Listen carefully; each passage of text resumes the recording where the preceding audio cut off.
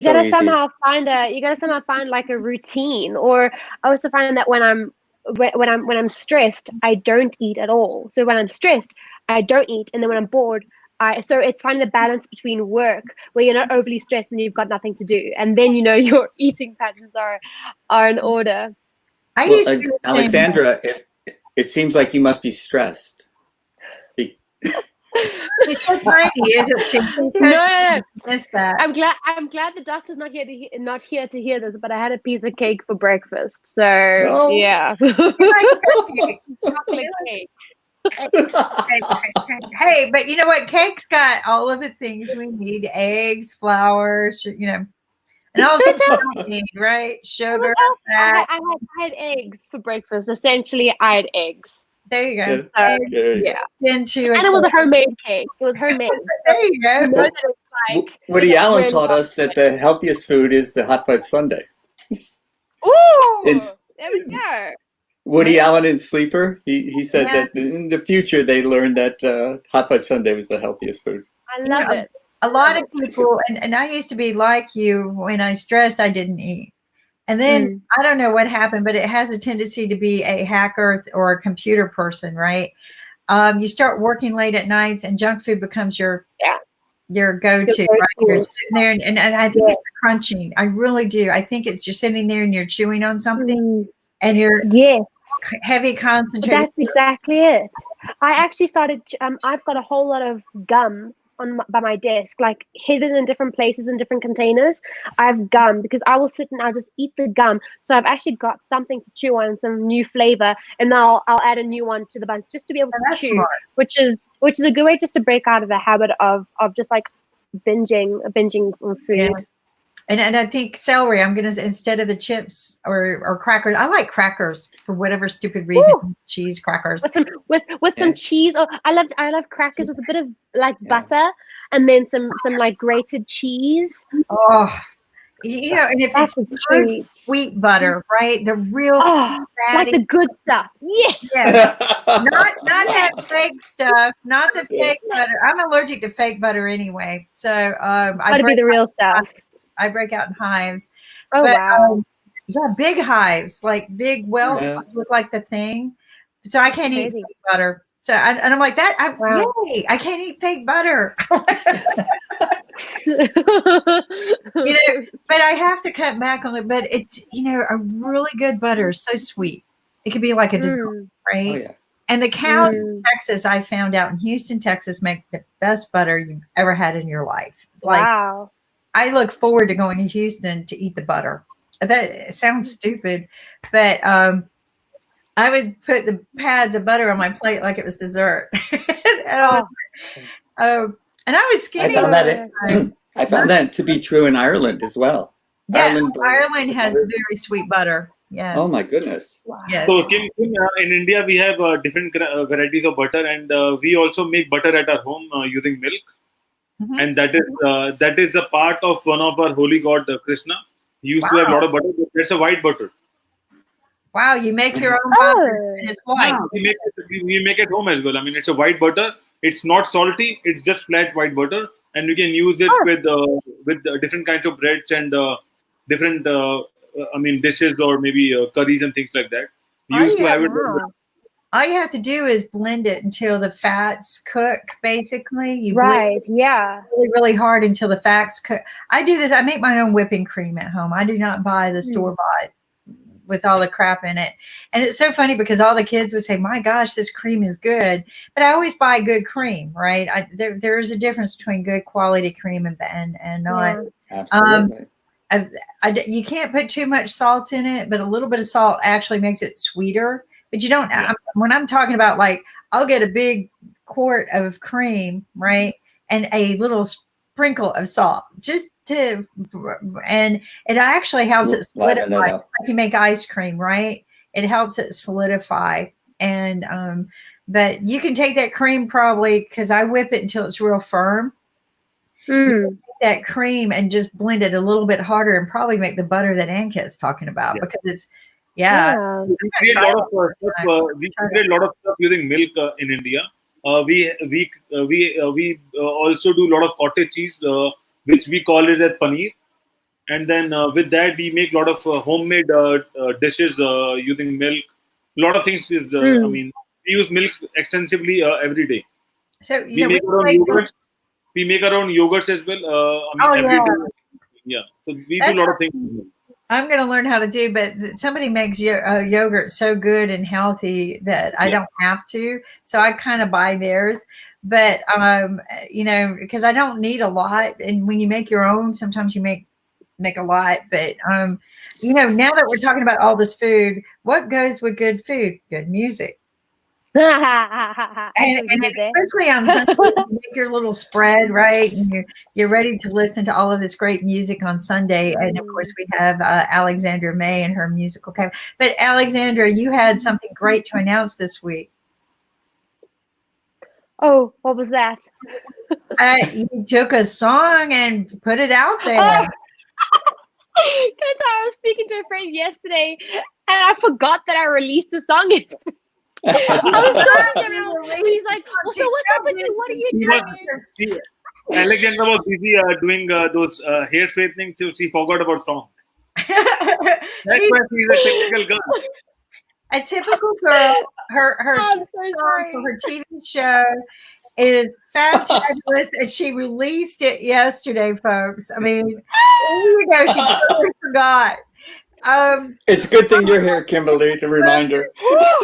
One of the biggest celebrating moments for a celebrity is to release their song, right? Yeah, it is, and especially when they remember it. It's on Apple. You can actually hear it on IBM TV every week. It's on her show every week. It is her theme song, but it is a rocking song, and I'm so glad Thank you. Kim, there is one more thing. So she's confident. It's like we can make everyday new songs. That's not a big thing. I know. Big thing is, Yeah. So that's she's not bothered about it. She's releasing songs left, right, and center. So yeah, it's no big deal. No, it's it's one of those things where it's weird because I remember I just turned 19, and I remember releasing my very, very, very first song ever. And I was signed at the time. I was signed to a record label, and there was a big party at the studio, and all my friends made a cake. Like it was fun, and it's so weird releasing music like in lockdown because you can't do anything. You can't go out and do a press tour. You can't go out and do radio interviews and TV. It's like what we used to do. You go and tour the country. I tour, like you do a tour around South Africa, and you pop in at every radio station. You're up at 5, you go to bed 11. Like that's the norm. And to not do that, it's like I released a song and like that's it. Yeah. And you just rely on social media, you rely on everything else, you rely on great people like you two for reminding me. Like it's just it is really, really, really strange. It really is. But I'm like I am, now that I remember, I'm super proud of the song. I wrote it when I was in Nashville last year, and I wrote it with a guy called Dennis Morgan. Now Dennis Morgan wrote a whole lot of Fleetwood Mac hits, Neil Diamond, Aretha Franklin. He wrote some of those songs, and I was lucky enough to be in a room with him. And he's like a Dr. Seuss character. Yes. He literally built a Dr. Seuss house on his property. Like he's weird like that, but he looks like a character out of one of the books. Like it's weird, but he is such a cool guy. And so I thought I want to release, if there's a song I want to release, it's that one right now. And I literally have like another 3 lined up, which I should remember that I will be releasing in the next few months. I'll put an alarm on my cell phone. But yeah, I'm really proud of the song. So thank you. Well, at this rate, you're going to be releasing a whole album as we used to do back in the day. I don't know if they do that. Yeah. We are now releasing album, but no, you are consistent. So that's what's good is that you're taking your talent now and you've scaled it, which is very important about some of the talks that you are having on your show, which are really great just for anyone in the industry, any industry, is not because you don't just talk about the music, you talk about the elements that make it successful. Yes. And that's very important. But you also, your write-arounds are fabulous. Oh my gosh. Like, aren't they fun? Yes. Yes. And some of the people who share with us who your guests are this week. Sure. So we've got Larry Sheridan, who and Robin Ruddy, who own a production house in Nashville. They own Parlor Productions, and they do producing. Wow. They take care of your songs, and Robin's also a great songwriter and a musician. Played with some of the greats. They've met Dolly Parton and Rod Stewart. Like, that's how crazy they are. And then you also have Sean Manley, who is a South African producer. He's produced some of the best South African hits. And I thought, he's a producer, he's behind the scenes. It's a different world for producers in lockdown, because we're used to going to a studio, and we're used to being in a studio and working with the producer hands-on, and it's a couple of days that you're doing this. But because obviously we can't go out and actually go and visit somebody, he's now doing a lot of stuff at home. He's got a home studio. And people are mainly recording at home and then sending it to him to mix and work. So we're going to chat about the shift. He's also teaching his 9-year-old daughter, how to code, because music and coding apparently go hand in hand. And I just say it's all math, so it makes sense. So he's teaching his 9-year-old daughter how to code. It's ridiculous. Then last but not least, we got a really, really cool guy called Chucky, Matthew O'Connell.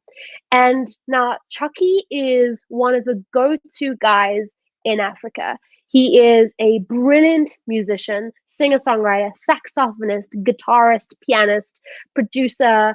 He has been on stage with some of the biggest bands, honestly.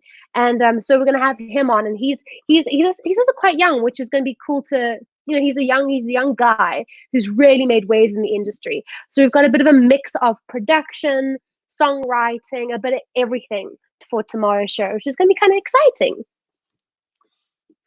Yeah. Wait, I've lost Kim. Where did I go? There we go. There we go. This talk about what's coming next, because it just kind of builds the excitement. Maybe people can build up some questions they might have for some of these people. Definitely. These are very prominent people in the industry. I mean, you just get out there, you're pulling them in. The conversations are fabulous. Who knows? Maybe you can get the guy who helped you write the song, Just a Typical Girl. I would love to have him on. The thing about Dennis, he's one of those weird people, and I mean, there's only like a few of them in the world. And I find it's only the greats that do this, because I've written with a few magnificent people, and they're all very similar. Where it's message me when you get here, and I'll make time for you. And so you sit there in limbo, not knowing what to do. I'm in Nashville. Cool. Let's meet tomorrow afternoon. That's what they're like, which is honestly fabulous. I mean, even last week we had like a business/music industry theme, and we had a guy called Craig Lackey, who I also wrote with maybe last year also as well, and he also works with up and coming sort of artists that are growing in the industry, and he's the same. He just says, "Oh, cool, you're free tomorrow? Come over. Let's do some yoga and do some songwriting." That's just who he is. So it's really it's that level of people that are really kind, and it's surprising when you meet them that they're ridiculously kind, and you expect them to be stuck up and snobbish, and honestly they're not. So maybe I'll just message him and say, "Are you free tomorrow?" More of the open door, let's do it now kind of person. And I find a lot of people are like that in Miami, and it was really weird, because it took me a while to get used to the mindset in Miami. And somebody kept telling me nobody ever shows up on time. Nobody ever does anything on time. I went, how do you guys function down here? And and there were some people from New York. We were putting together some projects before the NFL game, the big Super Bowl, and nobody, and I go, okay, so this is how we solve this problem, because we got people coming in from New York and they cannot tolerate that, right, Jim? Right. No. So so how do we solve this problem? I just tell everybody to show up a half hour early, right? Sure. Okay. And then you just, if they show up early and they go, where is everybody? Oh, don't worry, everybody shows up late. It's clever. That's real clever. It just kind of one of those things where hold on just a second. My phone is like a train. Well, Kimberly, I was going to say that, I live by the motto Carpe Diem, but so many of these people live by Carpe Mayana. Yeah. So, they'll show up tomorrow, maybe Maybe. It's interesting. Good movie, by the way. Good movie, Carpe Diem. Yeah, Dead Poet Oh, yes. Society. I might have to see that. Yeah, but the thing that people don't understand is that each place is a little different, and it just took me a little while to understand it. Yeah. And then when I got used to it, then it was like I can live this way, But at first, it was very hard for me to grasp, and then try to figure out how to juggle people from different areas of the world and explain to them this is just how things exist here. But I figured out that it's just because it's a place where people go to retire. That mindset, right? Miami is the international gateway, so you got all these people from all over the world, Everywhere. time zones. So you got that mentality of if we show up, this is great. So Yeah. But then you got the people, the government, actually, they're not like that, right? The people, and they actually are always on time and show up. That's good.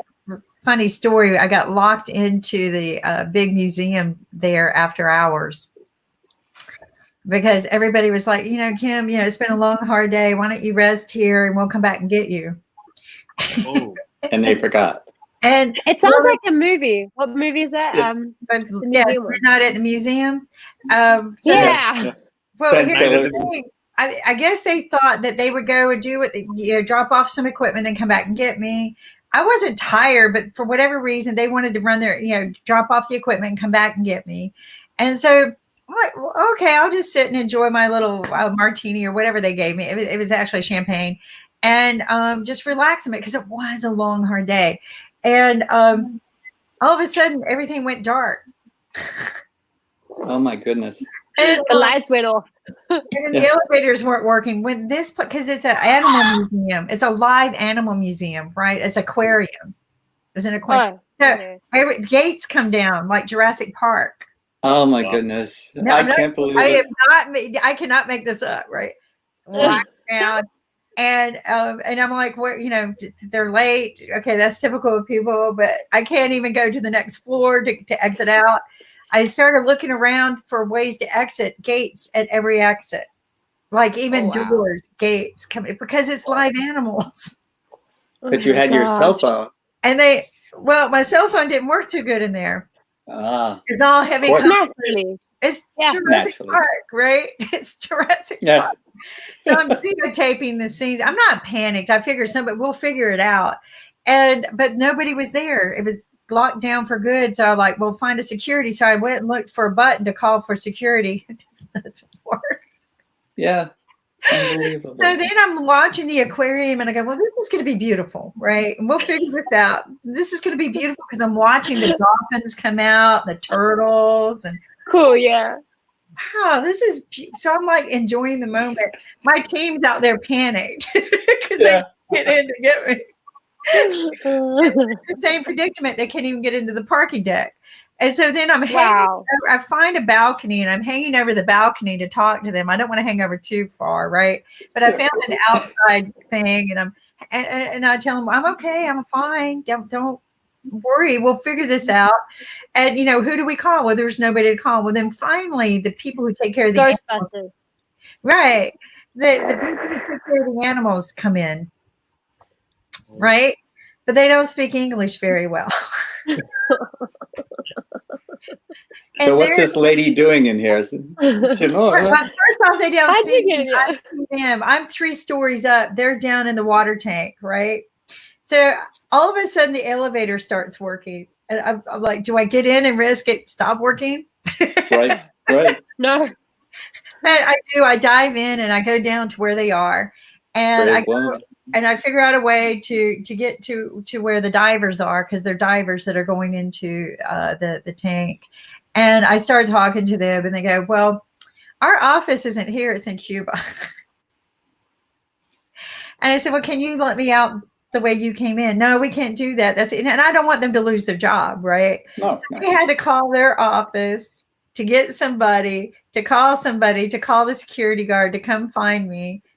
It was interesting. But anyway, it was beautiful. I just want everyone to know the museums are fabulous. The live museums are fabulous after hours. For Kimberly, I have been many places where the lights went out and it was never good. Yeah, see, that's what but you know what's funny is when he found me, we had to walk to a certain area, and this big, huge Jurassic Park gate had to go up. And Oh gosh. yeah, but I mean, they you know, the animals kind of come out and do their own thing. Like they have birds and they have, yeah. So, you know, it's more to protect the animals to stay in than it is to protect people from coming in and stealing anything. Sure. And any damage. So, you know, I was just thankful that they didn't have alligators or, you know, things that could crawl around and find T-Rexes. Yeah. Right? It's like an interesting story, and that could be the new theme for Alexandra's new song, "Lockdown Girl." Yeah, the Lockdown Girl. Lockdown girl. I ain't the lockdown girl. Lockdown Girl. When we went into lockdown, that was my first image in my brain that I had was being locked down. I found the videos of me talking to like, okay, there's the moon, there's the dolphin, there's a turtle. I was really bored. I wasn't panicked. I kept saying, I know they're gonna find me. I know they're gonna You see now in Africa, we have like zoos and that sort of thing, but we mainly have like the lion and rhino park. So you drive and you have to stay in your car. You got to keep the windows closed, that sort of thing. So we would not advise you being locked in there after dark. In the lion park. As an African, as an South African girl, I would not do that, and I would not recommend it. Stay in your car. Don't Stay in your car. You know, turtles are one thing, rhinos are another. Yeah. I do like in Jurassic Park is that big ball that you can go tour the park in. I think. Oh yeah, the one that when they're with the herbivores. Yeah. The leafivores. Yeah. Yeah. I think that would be cool, but as long as they didn't break or you know something Or like that. sneeze on you. Yes. Yeah. Ew, nice.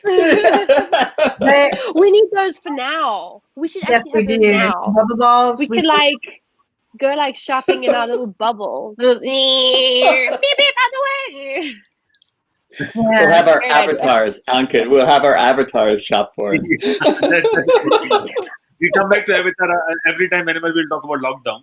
And I saw a video of one of the guys from New York, and he proposed his fiance walking down that big ball and try to avoid all those things. And also one of the grandparents in New Jersey, they have I think they have used one of the rhino's breast or maybe a turtle breast, and Sure. then they met and then they go and met their daughters and grandsons because they can't meet them face to face because of the contamination, things like that.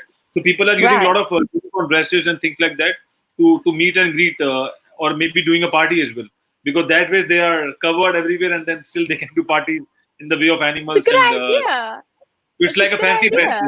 Fancy dress. Yeah, you can dress up as Barney, you can dress up as anything, and it's like a Halloween party, but it's like in November.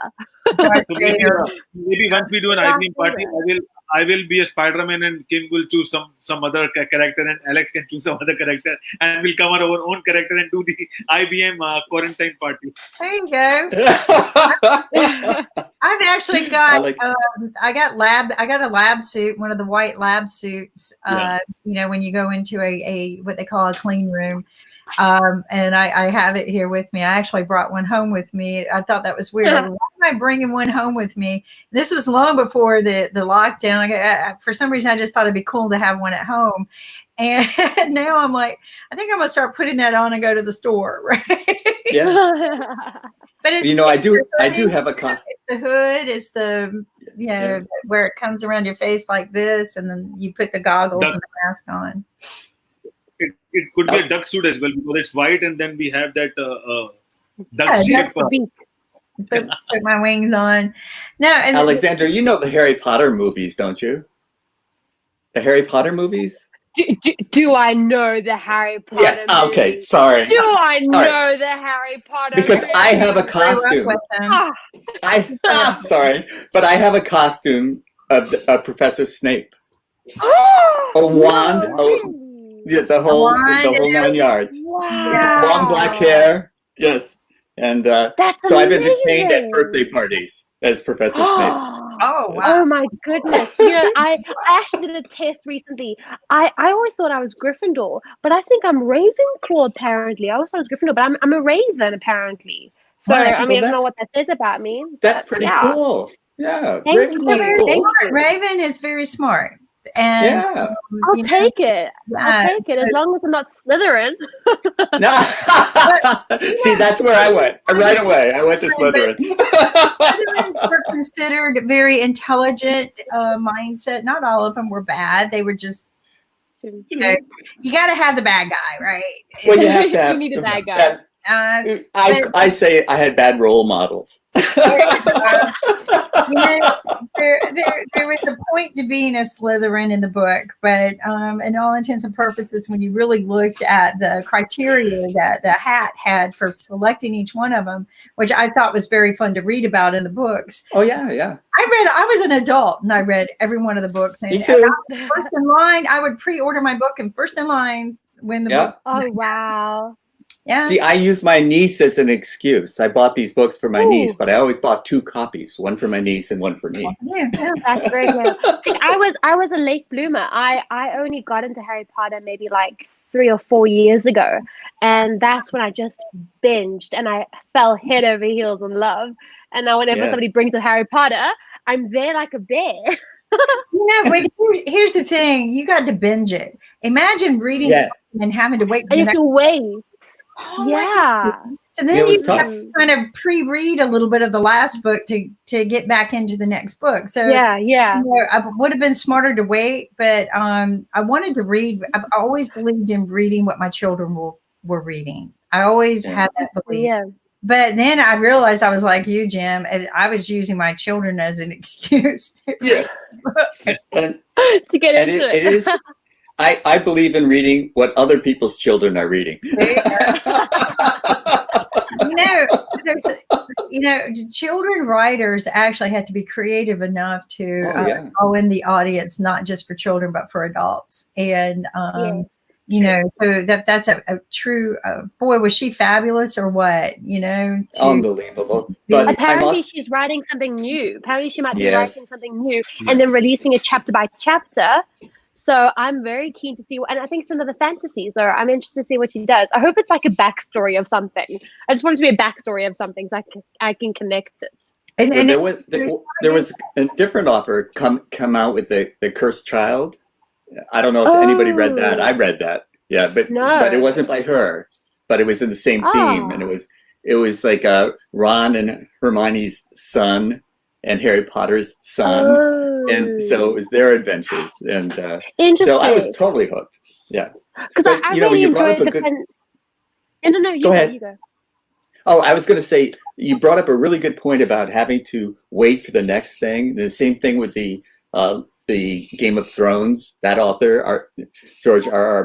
Martin, and he'd write a book, and then you'd have to wait for the next one to come out. Now, with Tolkien, with the Lord of the Rings, they were already written, so you could just binge them because you didn't have to wait for the next one to come out. This is the thing. So now you have to understand, as a family, my dad fell in love with the Lord of the Rings and the movies, and so when my sister was about. I was 12, so I was the age limit for the movie, PG-12 sort of thing. And my sister was like 9.5, so she was below the age limit. But we watched this movie, and because it's such a technical book, because the storylines and everything, it's like Harry Potter. If you don't understand, you're going to be confused. So my dad sat there and went through every movie, or the 3 movies. We watched them one night after the other, and we would pause, and he would say, "Do you understand this?" And we kept going that whole evening, watching like movie by movie, just pausing at a different point so we knew where we were going. And then when The Hobbit came out, you have to understand, my sister Isabella is a fan of J.R.R. Tolkien. She's got the sketches his son Christopher has drawn for the characters. Yes. She's got her own map that she physically drew. She's got a Hobbit outfit.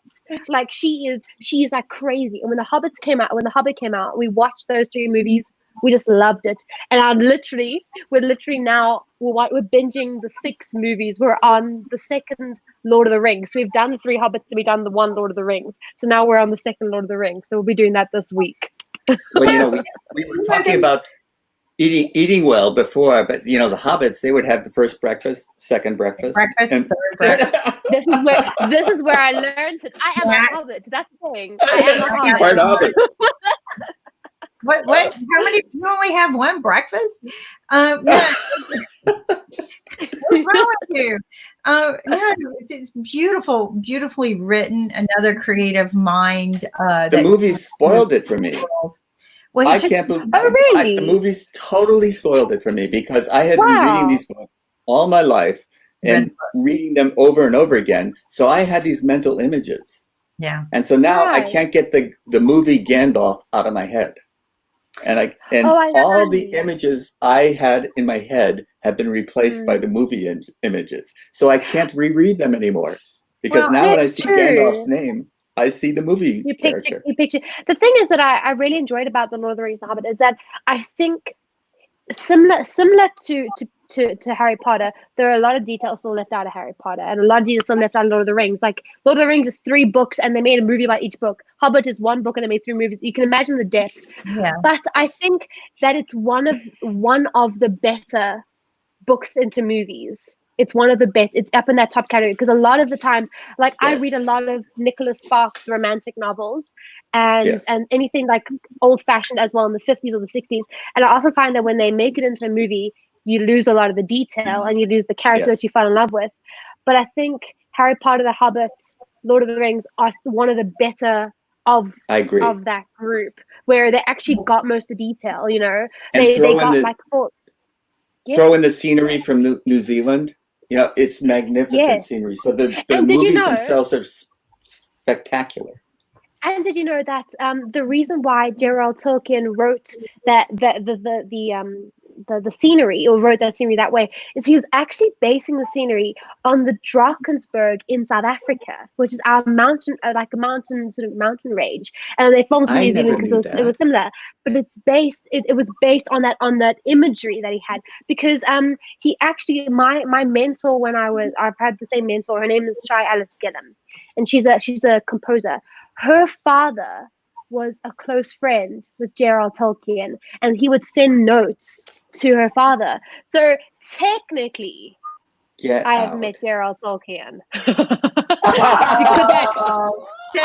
like that. Yeah. In a way, yeah. So I'm taking it, but that's how I know about that. So I mean, it's just like when I look at the detail of those little things, and if you look at the ending of each Hobbit. So I'm such a nerd. I'm such a nerd. No. But at the end of each. You're talking to you're preaching to the choir here. So. Oh, good. I'm glad people find this interesting. But at the end of each Hobbit, when the characters come up at the end of the Hobbit, you'll see like the characters come up, they name who the character, who the actor was. But then behind them, they then have the sketch that Christopher Tolkien drew from the books. And I think it's such a special thing that Gerald Tolkien's son was so involved in the process because he wrote The Hobbit for his son.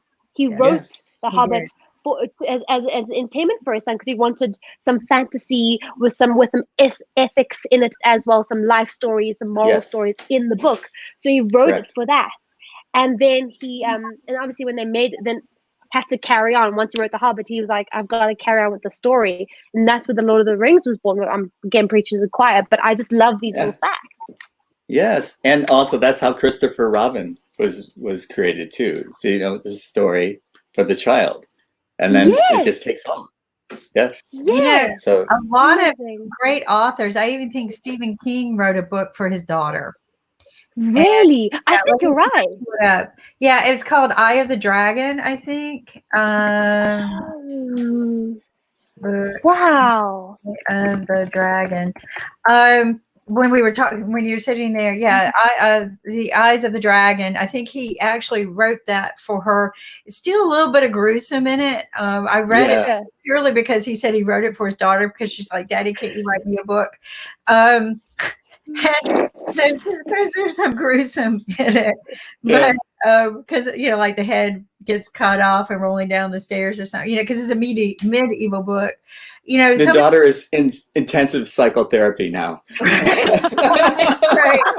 And I remember picking that book out for my beach read because I heard that he wrote it for his daughter, and I'm not a Stephen King fan by any means, but I'm more of the Hobbit, the Lord of the Rings, the healthier. Those aren't really. There was a lot of stuff in there too. What I loved about the Lord of the Rings was all the music, right, and all the singing. Oh. And the people out, there's someone who wrote a review on it that said, we really wish that there was less singing. I wish they would have asked me, because I really loved it when so if you notice the movies, they cut out a lot of the songs, a lot of them singing, right? And I go, but that's what hobbits do. That's that's what elves do. Elves singing, that's what they do. And dwarfs, and that's what they do. The dwarfs, hi ho, they sing everywhere, right? Mixing metaphors there, but. Right? But here's the thing, that somebody wrote a review that said that they didn't need as much singing. So if you look at the movies, the later ones have less of the songs, which was very disappointing to me. Because I'm like, they asked me, because personally, I am one who would probably say, oh, all the music might be a little too boring. I was not bored with it. The songs were beautiful, were meditating. They were just, you can't hear them when you're reading them, but the lyrics that you read, they're unbelievably good. I mean, he's a linguist. That was what he was. He was a word craftsman.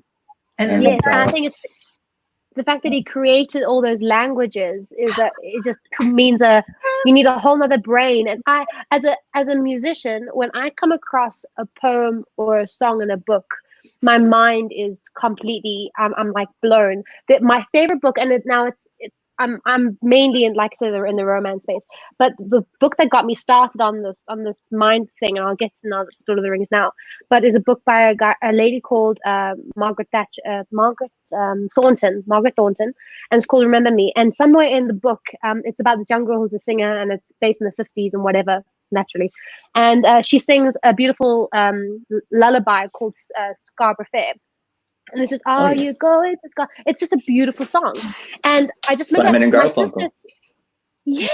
My sister had sung it years ago in an I Stayed for the competition when she was like a kid. And when I saw these lyrics, I just was transported, like just taken back to, and the voice, you can imagine it. So now, obviously, when you're looking at The Lord of the Rings, The Hobbit, and you're reading these songs, these poems that these hobbits sing, you just like completely transported, because it's a festive thing that you can get a hint of the personality. But I honestly, and the fun fact as well, I can't remember if it's Merry or Pippin, but in Lord of the Rings, Merry or Pippin, I think his name is Billy Bow. He plays he's the actor for one of the two. I can't remember which one. But he sings, I think it's the second Lord of the Rings, The Towers, where he sings a song before they go into battle. And it's just, he just sings this haunting song. And I remember watching and just thinking it's a beautiful moment.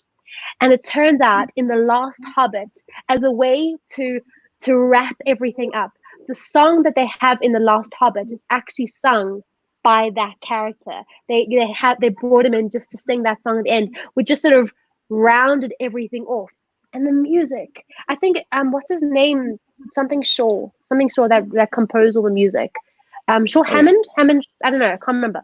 But honestly, there's a song called Evening Star, just doing beautiful music.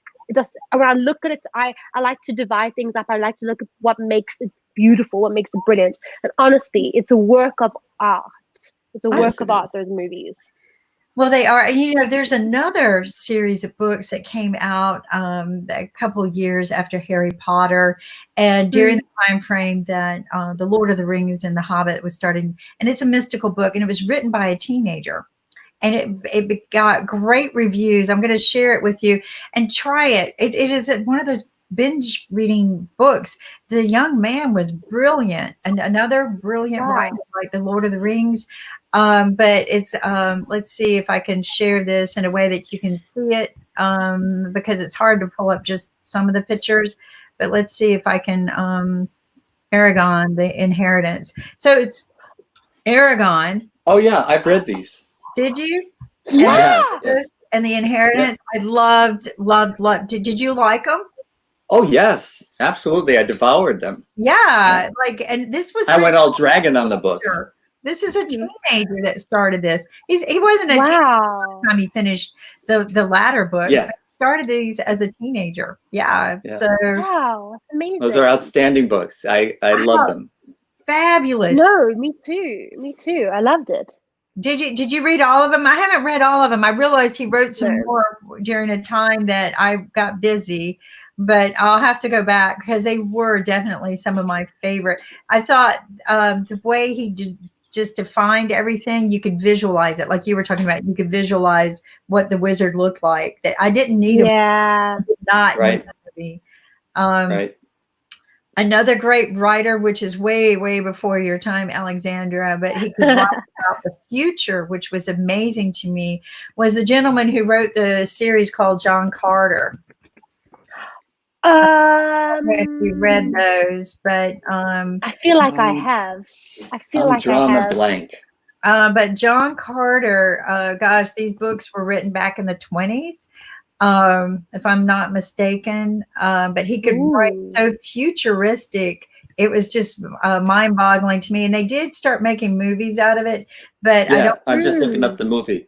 Yeah. Yeah, the movie. I think I remember the movie. That's why I'm the thinking. books have been around forever, ever. Mm. The But Gods of Mars.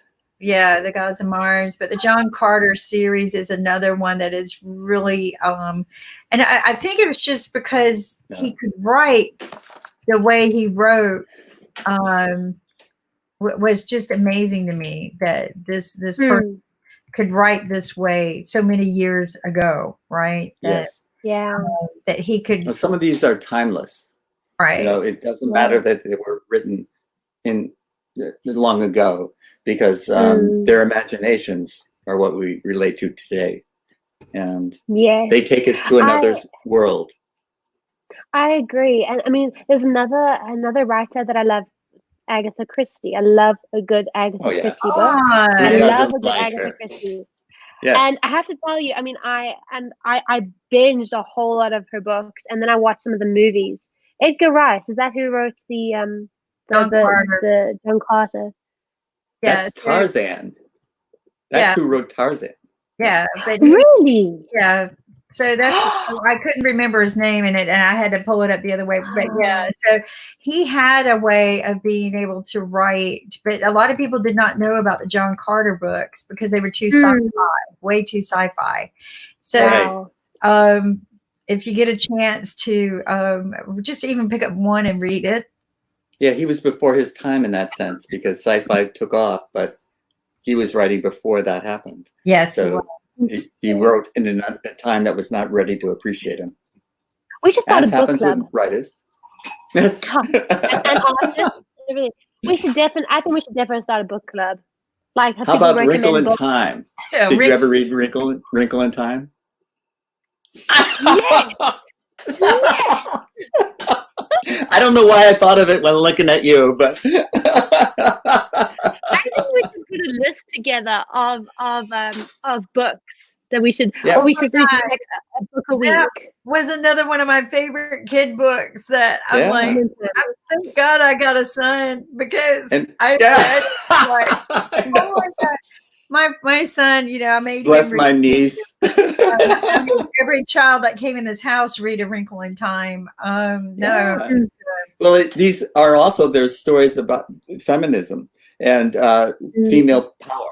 And I think these are great stories for every kid to read. And because, you're right. and what's the more recent, the more recent ones, I'm blanking on them, but there's a Crystal, there's a girl who grows up in this college, and then she is taken off by the what they call the gypsians in the movie, and I can't remember. Dark Crystal. beautiful woman played the evil mistress. Oh gosh, I can't remember. It's not the Dark Crystal, but I know what you're talking about. Yeah. But anyways, it's another thing where the young girl, she must be 12, is the heroine of the story. Wow, it's amazing. And we need these kinds of role models. Well, even in Edward Rice's book, John Carter, the women are very powerful. Yeah. The women, which is odd for that time, especially for that time frame. Women took on very powerful roles in leadership. So you're coming out of the Victorian age, where that was just not done. No, and John Carter himself, this person who could jump from the Civil War into Mars and then back again on spaceships. I mean, he was writing about spaceships. Yeah. And time travel. And we hadn't even gone to the moon yet. And he was time traveling, leaping through wormholes and then spaceships existed, and creatures from Mars could talk. And H.G. Wells, he's another guy. Yeah, he's imagining all these futures and way back in the past from our point of view. Way ahead of their time writing, and you go, where did this come from? And it's the writing that didn't just appear before, it's ahead of time. It's stuff that actually started kind of coming true, right? Like the ability to go see Mars. I mean, we're there, right? Flying cars, we're there. So, they could visualize and see things, spaceships, things go to the moon. They could visualize these things and probably drafted how we built them. These authors, think about it, probably drafted the roadmap.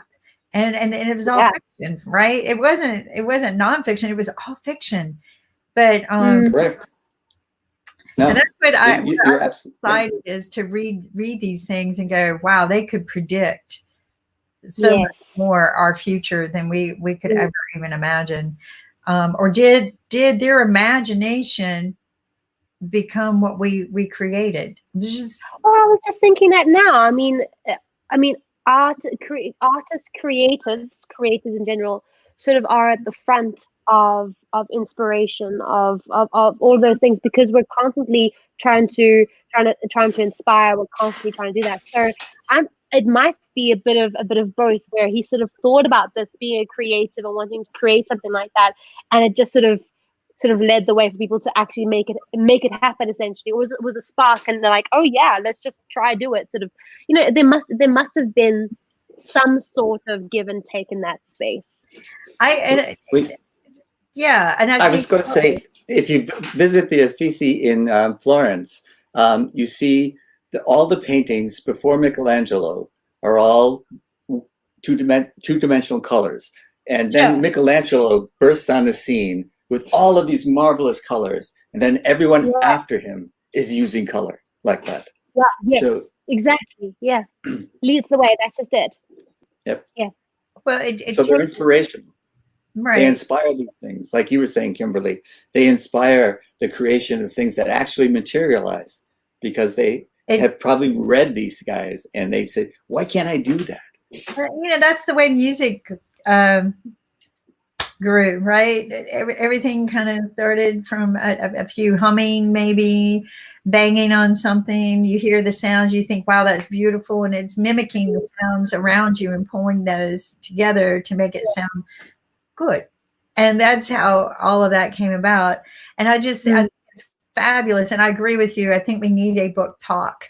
We're actually going to be doing book author interviews. We're changing Startup Wednesdays. We're changing Startup Wednesdays to book author Wednesdays, because startups don't show up. And Jim's going to come on, because Jim has a book called Chess for Dummies.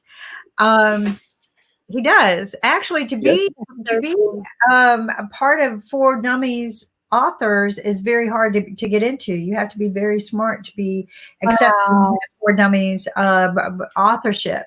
So it was the smartest thing I've done in chess. I did not know that. I thought it was that it was just a guy saying, "Hey, I think I know how to work a computer. This is how to work a computer for dummies." I didn't realize it was for dummies, like a thing, like that. I did not know that. And I think that it might have been started by a guy, but Microsoft kind of bought it or acquired it. And now, but you have to know what you're doing to be able to author a thing that goes into for dummies. So Wiley and Sons. Wiley and Sons own it, and they're mostly famous for textbooks. Wiley and Sons. Why did I think Microsoft was part of it? Well, they bought everything else, so I don't know. But no, it started in 90G Books. Was bought by Hungry Minds, which is a UK publishing firm, and then Wiley and Sons took it over. Yeah. And they have this distribution muscle that's out of this world. But Kimberly's absolutely right. You know, was I the best chess author in the world? Probably not. Was I the guy that saw this opportunity and seized it? Yes, I was. So, that's the difference. Got in the door, got a meeting, face-to-face meeting, wrote them sample chapters, got it sold, got the contract, signed the contract, wrote the book, and it was the smartest thing I've ever done in chess because their distribution muscle is amazing. It's everywhere. When I saw it in an airport bookstore, I was traveling someplace, and there in the bookstore in the airport was my book. I couldn't believe it. There you go. Wow. It's the credibility that it comes with it, but to see your own book at the airport, that's gotta feel good, you know. I know you feel it. I must say, it was I've been doing a self. That's me. Yeah, Kimberly, you can tell people you know me. I do. I already did. I do all the time. I go, oh, I know this guy who wrote, Nick was so blown away because it took him a minute to understand you actually wrote that book.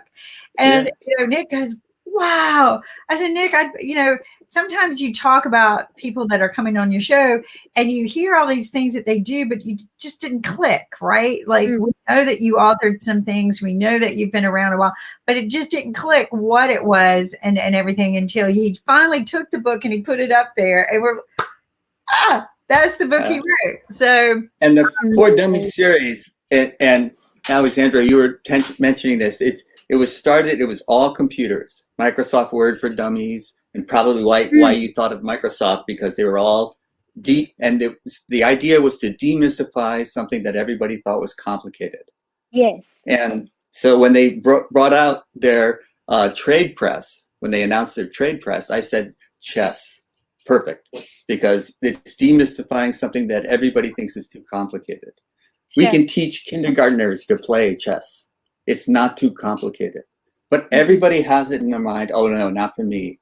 So demystifying something complicated, chess for dummies just was perfect. Perfect application. We're removing the word literacy and we're using fitness. Yes. So we no longer say financial literacy, we say financial fitness. We no longer say chess literacy because the mindset of literacy is it's boring. I don't want to do it. I got to learn something boring. Education is boring. So, and so Kimberly taught me that. We had evolved. I used to say chess literacy all the time, and now I say chess fitness. I love it. We evolved that concept when I first met Nick. His thing was I want to do financial literacy programs because people think it's boring. So the journey with Nick has just been very eye-opening. One about branding, right, and how to brand things, what makes things go viral. This really opened my mindset to this, that I'm not hiring PR to do this for me. We're doing this ourselves. But I kept watching around us, like at the hackathon. Why didn't anybody get excited about this? Let's build some apps. Let's build some content to do financial literacy because that's the biggest gap between sustainability and poverty. And I agree. And like one of the things I like about Lynn is he goes, in Lynn's mind, you're never too old, right? He said he knows old people, just like I do, old people who need to learn this, which is the reason why Nick did this. He has done CPA work for millionaires and billionaires and elderly his whole life. And he said he just got tired of people not really knowing what they should do. He just, it's so easy if you just, but to him it's easy because this is what he's done his whole life. But they don't teach that in the schools. And no, and that's what he said. It's something they don't teach in the schools. It's basic stuff that he just felt like he could get out there and do. But I said, but first we got to inspire them. So inspire them by what? By bringing in millionaires and billionaires with their stories, right? That wasn't catching on. But when we started changing the word from financial literacy to financial fitness, I noticed the mindset change. Like that. Like, wow, fitness sounds fun. Right. Fitness is fun, right? Getting fit, right? Yeah. So it was just weird, just that little switch of a click, and all of a sudden now you got people interested. I want to be. Yeah, I'd go to a fitness center, but I won't go to a literacy center. You know? So just the change of, but like you said, financial literacy sounds so boring. But when we throw in the word fitness, it grew a different crowd. It grew a different traction. And so even Lynn kind of got on that bandwagon too, even though I also like what Jim said as well, that I'm not an expert in chess, so I can't agree with you or disagree with you when you say that.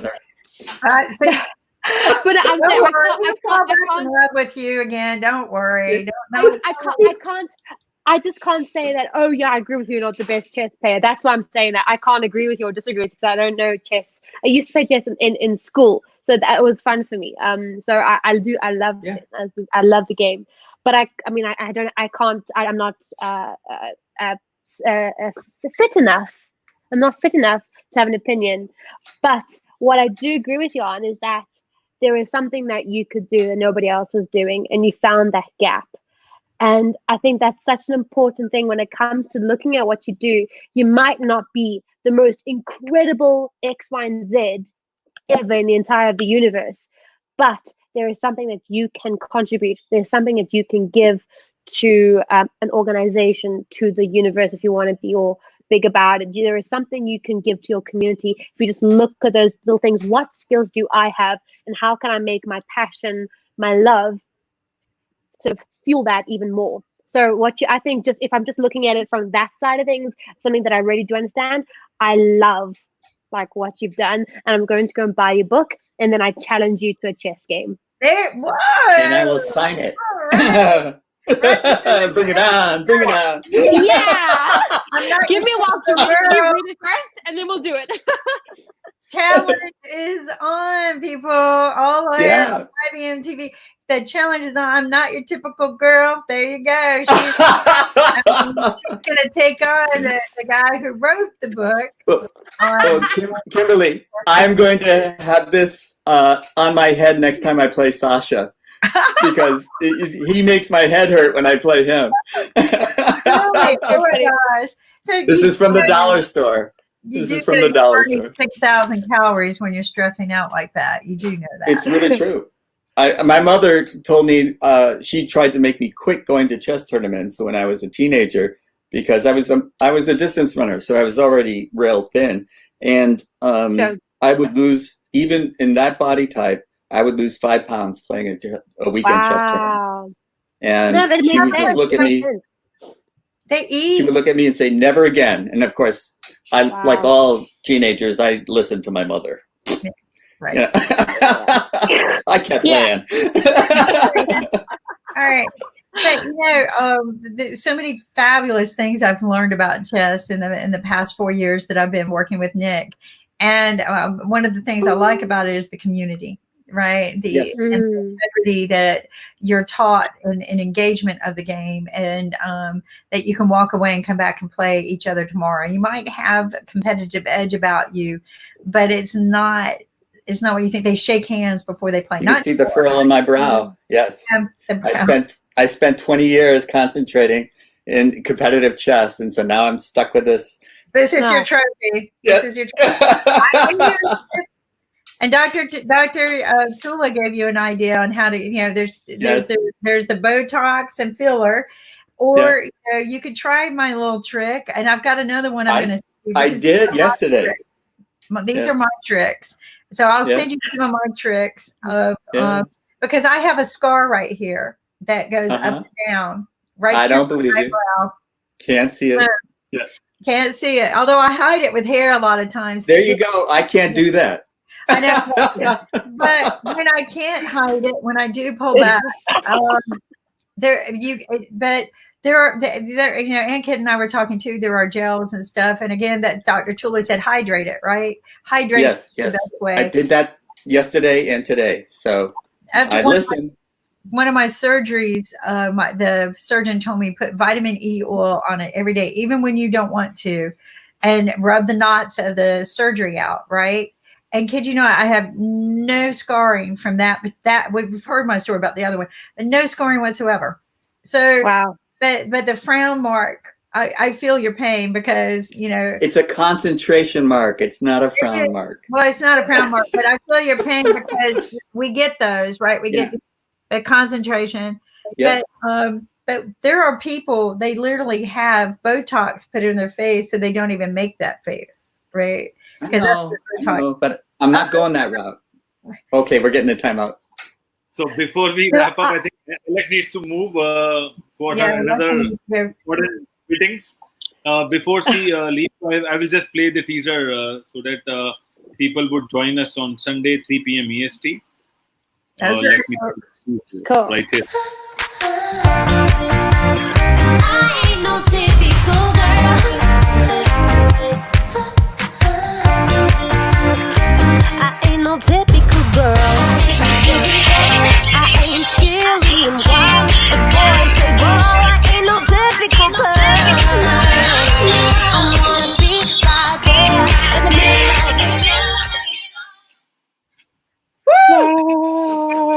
like her in the middle. With Alexandra and Alexandra's Music Cafe. And Alexandra, you won't believe we are starting soon our health cafe as well. Hopefully things will cafe, healthcare cafe. Eat the rainbow. Okay. Yeah.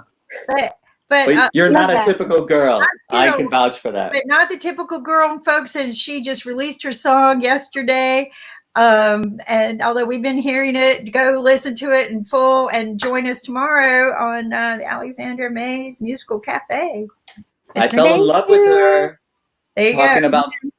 Talking about Harry Potter and the Lord of the Rings, and then when she said she didn't play chess, I'm so fickle. There you go, Jim. Get my book, and then I'll love you again. I will. All right. I'm gonna stay true on that promise to challenge you once I've read your book. We'll put all your theories to the test. I think you found. All right.